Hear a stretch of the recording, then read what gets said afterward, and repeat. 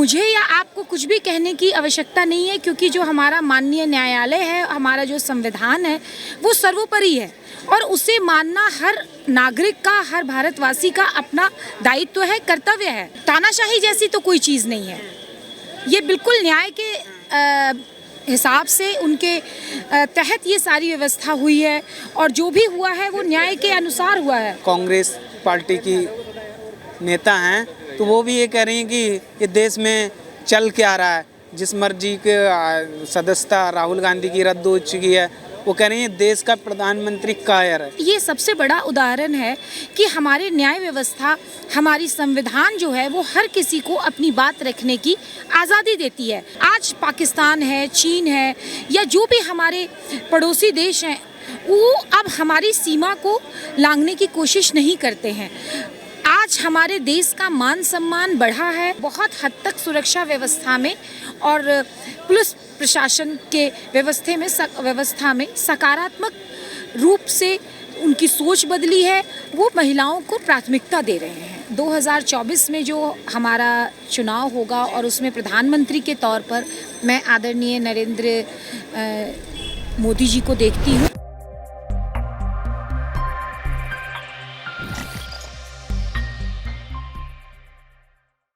क्या शुभ नाम हुआ? मेरा नाम रेखा कुमारी है। मैं दिल्ली विश्वविद्यालय में पढ़ाती हूँ। जी, आपने देखा होगा जिस तरह से जो राजनीति चल रही है आजकल देश में, राहुल गांधी की लोकसभा सदस्यता रद्द होने के बाद अब कांग्रेस पार्टी लगातार प्रदर्शन कर रही है, काला दिवस मना रही है। उन्होंने कांग्रेस पार्टी कह रही है कि ये देश में तानाशाही चल रही है, बोलने की आज़ादी नहीं है। क्या कहेंगे आप इसको लेकर? देखिए, ये जो राहुल गांधी के लिए जो भी न्यायालय ने जो न्याय दिया है, ये न्याय की प्रक्रिया है। इसमें राजनीति तो नहीं करनी चाहिए, क्योंकि हम सभी भारत के नागरिक हैं और हम सभी को भारत के संविधान की, न्याय प्रणाली की अपनी सम्मान करनी चाहिए, उनकी न्याय व्यवस्था पर विश्वास होना चाहिए। तो अगर न्यायालय ने दिया है तो उन्होंने सबूतों के साथ और अपनी पूरी जांच पड़ताल के साथ ही इस तरह का निर्णय दिया होगा। तो इसमें मुझे या आपको कुछ भी कहने की आवश्यकता नहीं है, क्योंकि जो हमारा माननीय न्यायालय है, हमारा जो संविधान है, वो सर्वोपरि है और उसे मानना हर नागरिक का, हर भारतवासी का अपना दायित्व है, कर्तव्य है। तो इसमें राजनीति जैसी तो बात नहीं है। जिस तरह से वो कह रहे हैं कि तानाशाही चल रही है देश में, तानाशाही है, मोदी जी तानाशाही कर रहे हैं, क्या लगता है आपको तानाशाही है, बोलने नहीं दिए जा रहे? न्याय व्यवस्था के अनुसार जो भी प्रक्रिया हुई है वो पूरी जांच पड़ताल के साथ हुई है, पूरी न्यायिक व्यवस्था के साथ हुई है, संविधान के तहत हुई है। तो इसमें तानाशाही तो बिल्कुल नहीं है, क्योंकि हमारा देश जो है वो जनतांत्रिक है, डेमोक्रेटिक देश है और यहाँ पे तानाशाही नहीं है। न्याय की जो भी मानना है या जो उनका आदेश है उसे तो हर किसी को मानना होगा। तानाशाही जैसी तो कोई चीज़ नहीं है। ये बिल्कुल न्याय के हिसाब से, उनके तहत ये सारी व्यवस्था हुई है और जो भी हुआ है वो न्याय के अनुसार हुआ है। तो इसमें ऐसे अनुसार हुआ है, लेकिन संविधान के अनुसार हुआ है। संविधान जो हमारा देश, जो हमारा न्यायालय है, सुप्रीम कोर्ट है, वो मानती हैं आपकी वो भेदभाव नहीं हो रहा है किसी के साथ? तो जिस तरह से प्रियंका वाड्रा, उनकी बहन, कांग्रेस पार्टी की नेता हैं, तो वो भी ये कह रही हैं कि ये देश में चल क्या रहा है, जिस मर्जी के सदस्यता राहुल गांधी की रद्द हो चुकी है, वो कह रही हैं देश का प्रधानमंत्री कायर है। क्या कहेंगे? देखिए, हमारा संविधान जो है वो हम सभी देशवासियों से, हर राजनीतिक दल से, हर व्यक्ति से, हर पद से ऊंचा है और हमारे न्यायाधीश जो होते हैं, जो न्याय व्यवस्था को चलाते हैं, वो संविधान का पालन करते हुए उस व्यवस्था को आगे बढ़ाते हैं। तो जब किसी के लिए कोई न्यायिक आदेश दिया जाता है तो वो उनकी अपनी प्रतिक्रिया होती है, जिसमें कि जो भी हमारे देश के नागरिक हैं वो अपनी प्रतिक्रिया देने के लिए स्वतंत्र हैं। आज वो अपनी प्रतिक्रिया दे पा रहे हैं। ये सबसे बड़ा उदाहरण है कि हमारे न्याय व्यवस्था, हमारी संविधान जो है वो हर किसी को अपनी बात रखने की आज़ादी देती है।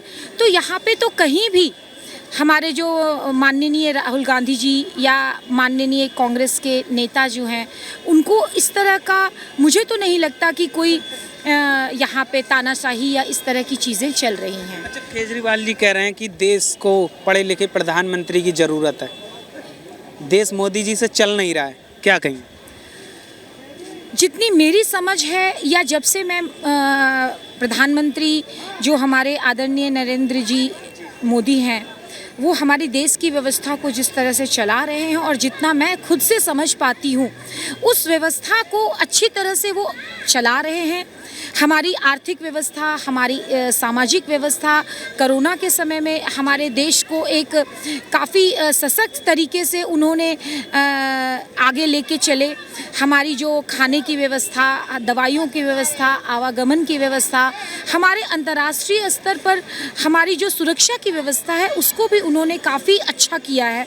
आज पाकिस्तान है, चीन है या जो भी हमारे पड़ोसी देश हैं, वो अब हमारी सीमा को लांघने की कोशिश नहीं करते हैं। आज हमारे देश का मान सम्मान बढ़ा है, हमारे देश की आर्थिक स्थिति, हमारे देश की शिक्षा व्यवस्था, हमारे देश में न्यायिक प्रक्रिया काफ़ी अच्छी हुई है। जैसा कि आप यूपी में देख रहे हैं, हमारी न्याय व्यवस्था में जो भी गलत लोग हैं, जिन्होंने न्याय को तोड़ा है, न्याय व्यवस्था का पालन नहीं किया है, उनके साथ न्याय व्यवस्था, वहाँ की पुलिस प्रशासन बहुत ही अच्छे कदम उठा रही है। तो ये हमारे एक सशक्त मार्गदर्शन और सशक्त नेतृत्व का ही नतीजा है।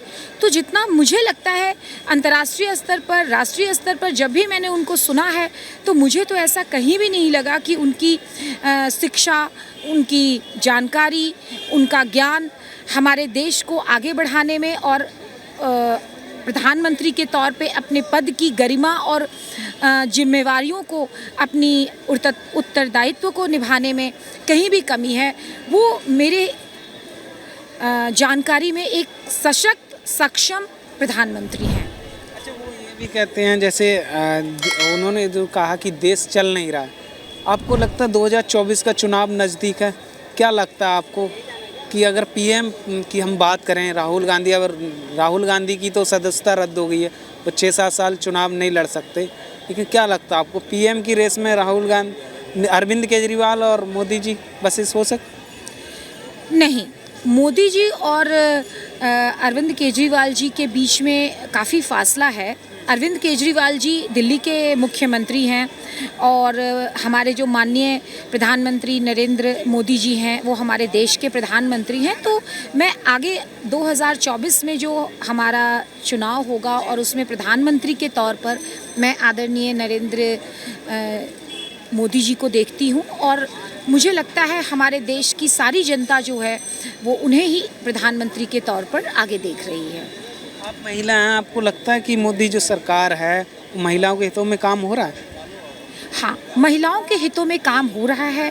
आज जब आप हमारे दिल्ली सरकार की जो दिल्ली पुलिस है, पहले महिलाओं को कोई दिक्कत होती थी, परेशानी होती थी, तो वो पुलिस स्टेशन जाने से घबराती थी, अपनी शिकायत दर्ज करने से घबराती थी, कोर्ट में जाने से घबराती थी। लेकिन जब से आदरणीय नरेंद्र मोदी जी की सरकार आई है, तो महिलाओं में एक आत्मविश्वास आया है, एक सुरक्षा की भावना आई है। पूरी तरह से सारी समस्याएं, सारी परेशानियां, सारे मुद्दे जो हैं वो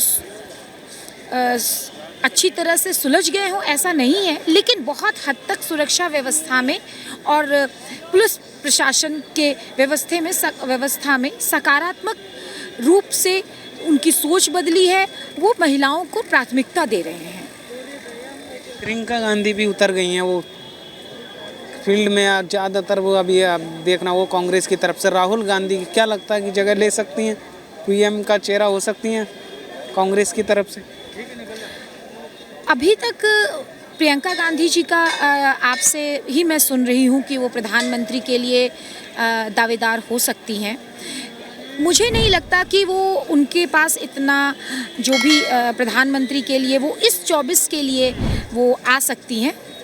मैं हमारे देश के जो प्रधानमंत्री के तौर पर देखती हूँ वो नरेंद्र मोदी जी को देखती हूँ। जी जी, बिल्कुल मोदी जी को देखती हूँ। कोई और अभी तो नहीं। अभी 2024 में तो सिर्फ नरेंद्र मोदी जी के काम की वजह से मैं उनको देख रही हूँ और उनका काम बहुत ही अच्छा है, इसलिए मैं नरेंद्र मोदी जी को ही देख रही हूँ। काम के नाम पर वोट दें। बिल्कुल, उनके कार्यों के आधार पर ही एक महिला के होने के साथ मैं उन्हें अपना वोट, अपना मत दूंगी और मुझे पूर्ण विश्वास है कि वो 2024 में भी हमारे भारत के प्रधानमंत्री बनेंगे।